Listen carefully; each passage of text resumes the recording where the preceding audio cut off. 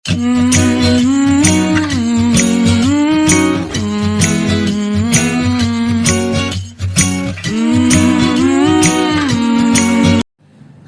Shalu's and Angeles വേൾഡിലേക്ക് എല്ലാവർക്കും സ്വാഗതം.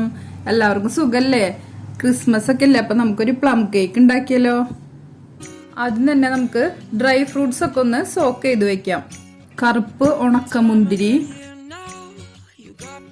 Tutti Frooti yellow colour, tutti Frooti green colour എടുത്തിട്ടുണ്ട്, ടൂട്ടി ഫ്രൂട്ടിന് റെഡ് കളറും എടുത്തിട്ടുണ്ട്, ഈന്തപ്പഴം ചെറുതാക്കി അരിഞ്ഞത് എടുത്തിട്ടുണ്ട്,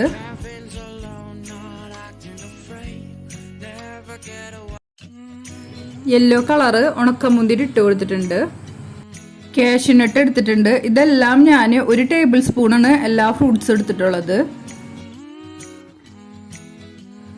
കുറച്ച് ഓറഞ്ച് ജ്യൂസ് ഒഴിച്ചു കൊടുക്കുക. എന്നിട്ട് 10 മിനിറ്റ് നേരം സോക്ക് ചെയ്ത് വെക്കാം.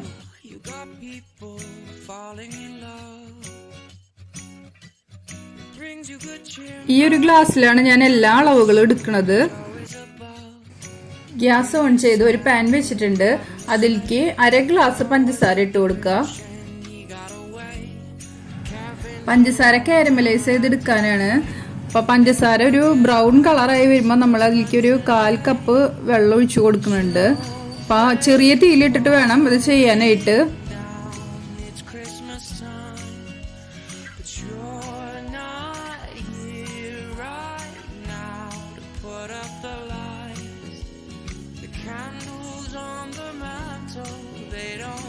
ഇനി 1/2 ഗ്ലാസ് പഞ്ചസാര എടുത്തിട്ടുണ്ട്.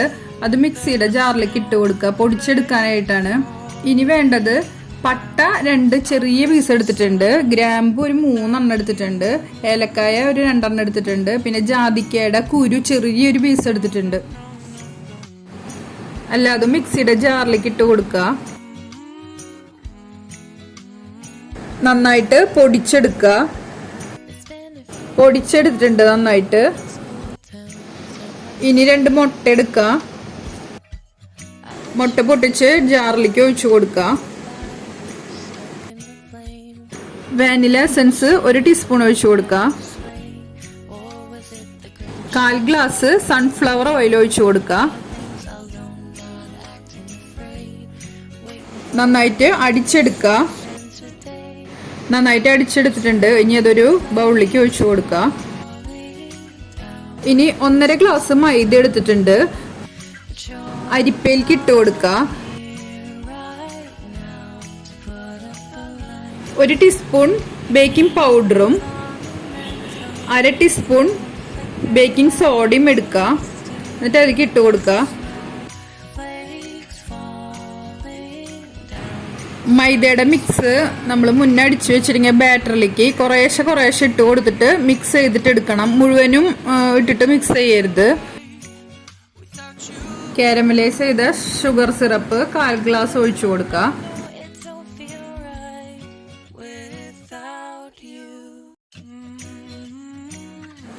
സോക്ക് ചെയ്ത് വെച്ചിട്ടുള്ള ഡ്രൈ ഫ്രൂട്ട്സിലേക്ക് മൈദയുടെ പൊടി ഇട്ട് കൊടുക്കുക. ഒരു 1/2 ടേബിൾ സ്പൂൺ ഇട്ട് കൊടുക്കുക. എന്നിട്ട് അതൊന്ന് മിക്സ് ചെയ്തിട്ട് എടുക്കുക.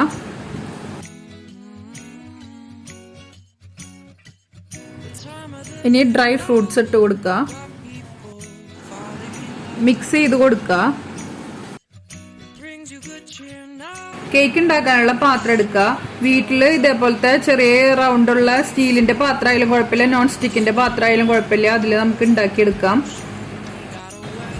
ആ പാത്രത്തില് ഓയിൽ പറ്റി കൊടുക്കുക. എന്നിട്ട് ബട്ടർ പേപ്പർ താഴെയും അതിന്റെ സൈഡിലും ഇങ്ങനെ വെച്ചു കൊടുക്കുക. ബട്ടർ പേപ്പർ ഇല്ലെങ്കിൽ A4 ഷീറ്റിൽ ഇങ്ങനെ ഓയിൽ പറ്റി കൊടുത്താൽ മതി. ബാറ്റർ അതിലേക്ക് ഒഴിച്ചു കൊടുക്കുക. ഗ്യാസ് ഓൺ ചെയ്ത് ഞാനൊരു പഴയ ഒരു ദോശക്കല്ല് വെച്ചിട്ടുണ്ട്. ദോശക്കല്ലിന്റെ മേലെ നോൺ സ്റ്റിക്കിന്റെ പാത്രം വെച്ചു കൊടുക്കുക. ഇനി ആ പാത്രത്തിന്റെ ഉള്ളിലേക്ക് ഞാനൊരു മൂടി കമഴ്ത്തി വെച്ചു കൊടുത്തിട്ടുണ്ട്. ഇനി ഫുൾ ഫ്ലെയിമിലിട്ടിട്ട് കുറച്ച് നേരം ഒരു 5 മിനിറ്റ് പാത്രം നന്നായിട്ട് ചൂടാക്കി എടുക്കുക.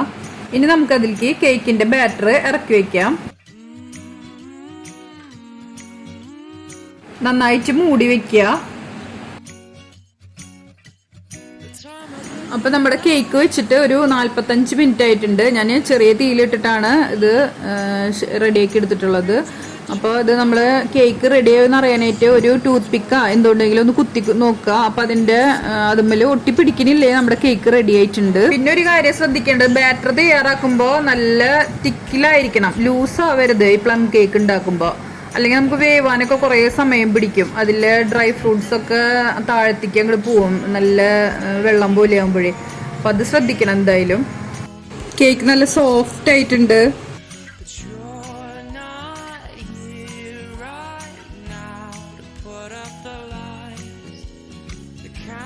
അപ്പോൾ നമ്മുടെ പ്ലം കേക്ക് ഇത് റെഡി ആയിട്ടുണ്ട്. ഇതിപ്പോൾ കുട്ടികൾക്കായാലും ചെയ്യാൻ പറ്റും, നല്ല ഈസിയാണ്. അപ്പോൾ എല്ലാവരും ട്രൈ ചെയ്ത് നോക്കുക. അപ്പം എൻ്റെ ചാനൽ കാണുന്നവർ സബ്സ്ക്രൈബ് ചെയ്യാത്തവരുണ്ടെങ്കിൽ സബ്സ്ക്രൈബ് ചെയ്യുക, കമൻ്റ് എഴുതുക, ലൈക്ക് ചെയ്യുക, ഷെയർ ചെയ്യുക, ബെല്ലൈക്കൺ പ്രസ് ചെയ്യാൻ മറക്കരുത്. Thank you.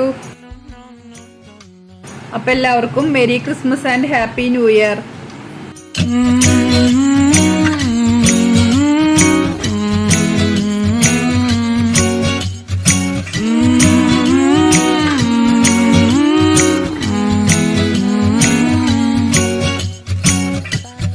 Time of the year now, you got people falling in love.